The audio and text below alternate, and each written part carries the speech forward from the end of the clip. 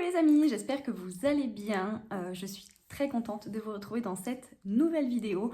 Je vous avoue que je n'avais pas forcément prévu de faire, mais ça va répondre à beaucoup de personnes qui me posent ces questions-là, ou plutôt cette question, à savoir, vous l'avez vu dans le titre, quelles sont les épargnes à faire en priorité.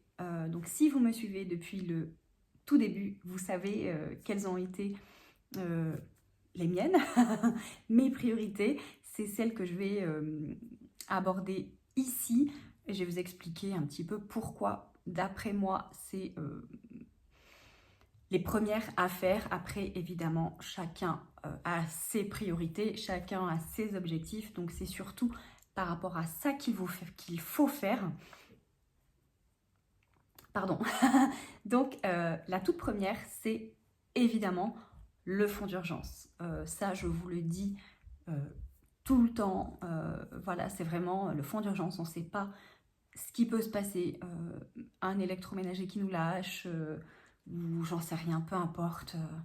Voilà, on ne sait pas ce qui peut se passer. Donc, d'avoir un fonds d'urgence, c'est très important pour le mois où ça arrive. Nous, ça nous est arrivé 2 fois en 1 an, je dirais.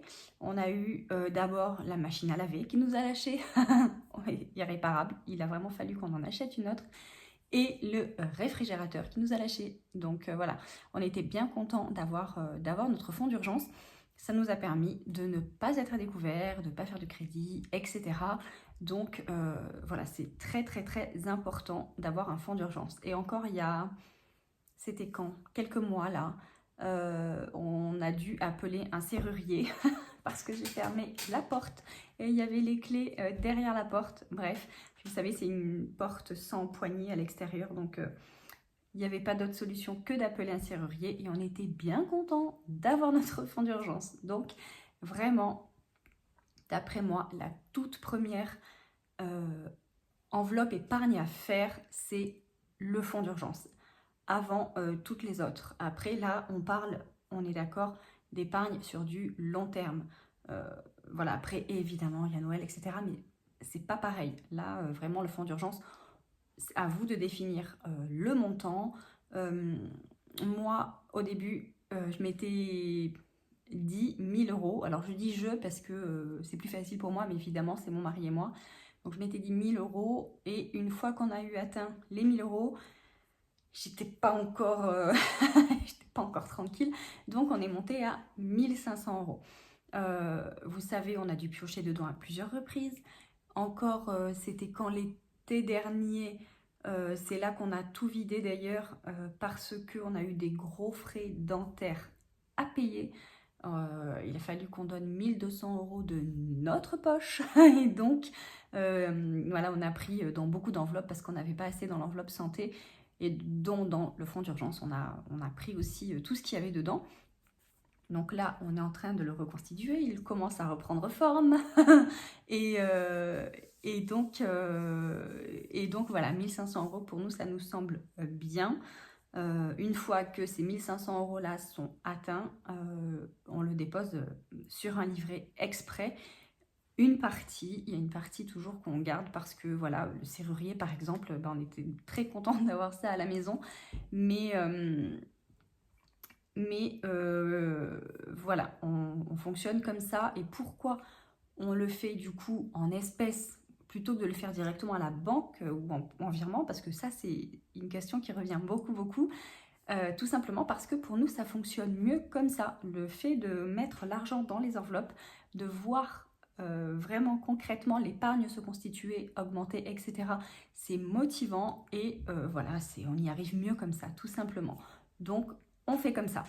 Ensuite, la deuxième enveloppe d'épargne, on va dire, à faire, c'est un petit peu dans la même lignée, mais là, on va parler d'alimentation.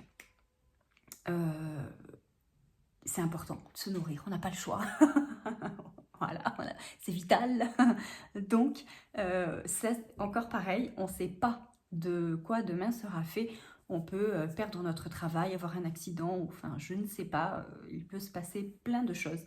Et donc, pour me rassurer, j'ai voulu, et là pour le coup, j'en ai parlé à mon mari évidemment, mais c'est vraiment moi qui ai voulu faire ça, mettre ça en place. C'est un fonds d'urgence, un fonds d'épargne alimentation. Et donc, on a prévu pour ça 3 mois du budget alimentation. Donc, 3 fois 400 euros, donc 1 200 euros. Je suis trop forte. Donc, on a 1 200 euros de côté, prévu exprès si jamais il nous arrive une galère, une grosse galère, et qu'on n'a pas de revenus, on n'a pas de rentrée d'argent. Voilà, on sait qu'on a de quoi faire les courses pendant 3 mois. Même si ce cas-là arrivait, on réduirait, je pense, un petit peu plus, voilà. Mais on a ces 3 mois-là sur un livret. On n'y touche pas, on n'y touche jamais. Ça, c'est vraiment une sécurité absolue qui pour moi, j'insiste, est indispensable. Voilà, pour mon bien-être psychologique.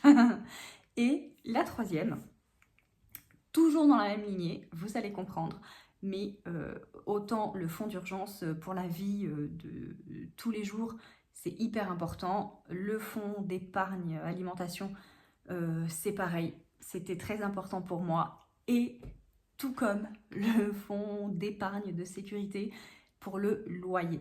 Parce que c'est pareil, c'est la chose la plus importante, la première chose à payer dès qu'on est payé, en fait, c'est vraiment le loyer, le crédit maison, enfin voilà, selon si on est propriétaire ou locataire, mais en tout cas, c'est indispensable, c'est obligatoire d'avoir des arriérés de loyer, c'est très compliqué, ça m'est déjà arrivé dans mon passé, donc vraiment, je sais de quoi je vous parle, c'est très compliqué de remonter la pente, et c'est une situation vraiment pas agréable, ni pour vous, ni pour le propriétaire, donc voilà, c'est une hantise aussi pour moi, vraiment, vraiment. Donc, c'est pareil, on a 3 mois de loyer d'avance. Voilà, sachant que là, on paye 835 euros de loyer.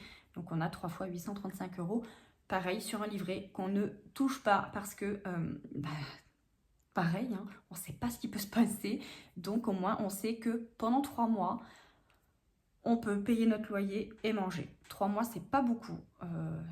Une fois qu'on aura reconstitué notre fonds d'urgence, je rajouterai probablement dans ces fonds-là. Mais voilà, pour l'instant, c'est bien. Je me sens bien. Je me sens quand même sereine.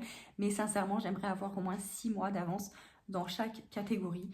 Ce serait super pour moi. Encore une fois, j'insiste bien. On a chacun nos priorités, chacun nos objectifs, chacun nos petits trucs, voilà, qui font qu'on se sent plus ou moins serein. Et pour moi, vraiment, c'est ça. C'est le loyer et c'est d'acheter à manger. Donc, bon, voilà, c'est la base pour nous. Donc, voilà les 3 épargnes qui, pour moi, vraiment, sont très, très importantes quand on commence. C'est vraiment les 3 épargnes que j'ai faites en tout premier lieu, avant de faire toute autre chose. Donc voilà, j'espère que ça vous aura peut-être motivé, inspiré. Et voilà, sinon, si vous retrouvez pas là-dedans, mais que vous savez pas par quoi commencer, vraiment le fonds d'urgence, par contre, d'après moi, c'est indispensable. Tout le monde doit avoir un fonds d'urgence. Après, à vous de voir quelles sont vos priorités. Est-ce que vous préférez d'abord épargner pour votre voiture ou pour votre animal, ou voilà. Ça, c'est vous qui voyez, mais vraiment, nous, c'est les 3 épargnes qui nous ont paru le plus important. Les plus importantes. Le fonds d'urgence, le fonds d'épargne alimentation et le fonds d'épargne loyer. Voilà les amis, j'espère que cette petite vidéo au sujet de l'épargne vous aura plu. N'hésitez pas à me dire s'il y a d'autres sujets que vous voulez que j'aborde, que je vous explique, que je rentre un petit peu plus en détail, etc. N'hésitez pas à me le mettre en commentaire. Et comme d'habitude, on commente, on like, on partage, on s'abonne, on active la cloche, tout ça, tout ça. On n'oublie pas le concours qui aura lieu quand on aura atteint les 30 000. Et je vous dis à très vite dans une prochaine vidéo. Bye bye!